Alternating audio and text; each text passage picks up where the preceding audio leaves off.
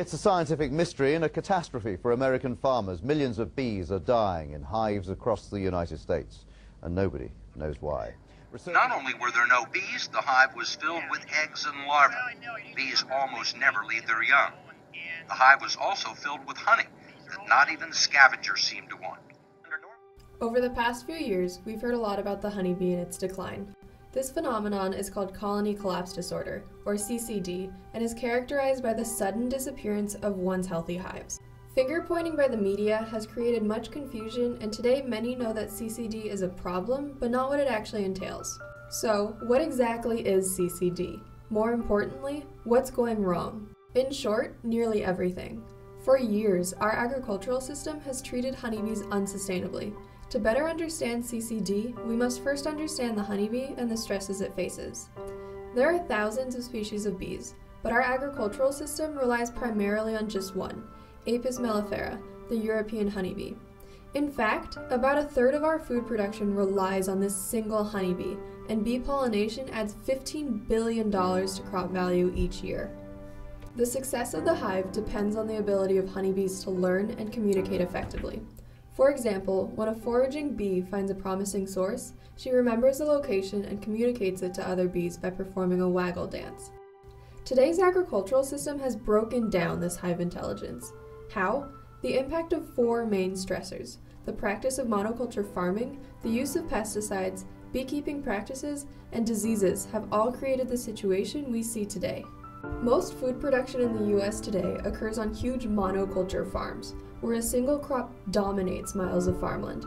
But no single crop can provide all of the complex nutrients and proteins a healthy hive requires. Hives that pollinate these monocultured fields often suffer from chronic malnutrition, thus increasing their susceptibility to pesticides and diseases and magnifying the effects of bad beekeeping practices. Additionally, honeybees suffer from the use of industrial pesticides. For example, neonicotinoid pesticides, or neonics, are systemic, meaning that after their application to crop seeds, they manifest in all of the plant's tissues. Neonics act as a nerve poison, and while their usage levels aren't high enough to directly kill bees, they have significant negative effects.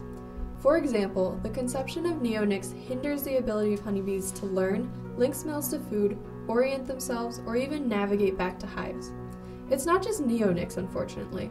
In 2007, an entomologist at Pennsylvania State University studied the pesticide residue in hundreds of hives. She found 45 different pesticides, with an average of 5 per hive and up to 17 per hive. Systemics, fungicides, herbicides, you name it, it was there. Already we can see a troubling picture, but that's not all. The pressure to stay afloat in today's agricultural system has caused many beekeepers to feed their bees with sucrose solutions. These solutions have few of the nutrients needed for a healthy hive and contribute to malnutrition. Beekeepers also regularly truck hives long distances to agricultural regions in need of pollination. The confinement, temperature fluctuations, mechanical vibrations, and change in time zones during these trips are all detrimental to hive function. Finally, diseases and parasites prey on weak hives. Though there are thousands of diseases and parasites that target the honeybee, we will focus on the varroa mite, which attaches itself to adult bees and developing larvae. By feeding on bees' bodily fluids, the mite weakens the bee's immune system and creates open wounds susceptible to disease, fungi, and parasites. Varroa mites also cripple the hive by preventing nurse bees from producing protein-rich food for larvae. Unfortunately, varroa mites are only one of the many diseases and parasites pressuring honeybee hives. These four stressors interact in complex ways.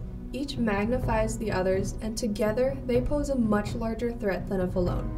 However, scientists have not yet effectively studied the synergistic relationship between and among these stressors, and herein we find the key truth of CCD.